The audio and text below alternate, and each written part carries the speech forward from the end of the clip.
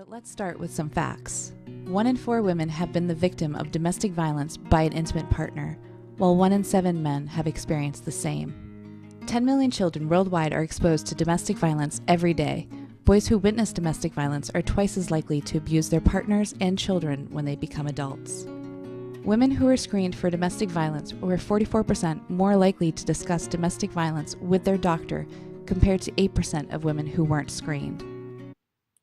What is considered domestic abuse? Domestic abuse may come in many forms, such as physical abuse, sexual, emotional, economic, psychological, and including threats, stalking, cyberstalking.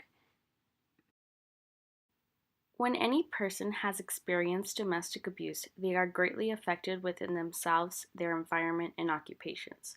According to Willard and Spackman, the POP model identifies the person in a holistic view as mind, body, and spirit, the environment as a place where occupations occur, which may also consist of physical, social, and cultural components, and the occupation, which are self-directed tasks that a person engages in over their life course. Here are a few videos that depict the current political climate on abuse. The Trump administration issued a new order Wednesday instructing border officials to automatically reject applications of asylum seekers who claim they're seeking refuge in the U.S. based on fear of domestic abuse and gang violence. Refinery 29 reports the order means that survivors won't have the chance to argue their case before an immigration court.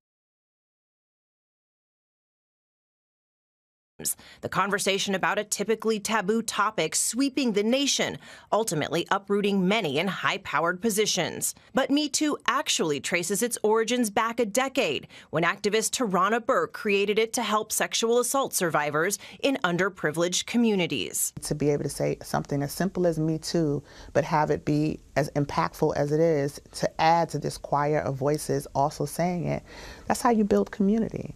And community is important in healing. This affects occupational therapy because domestic violence has such a high prevalence in our society.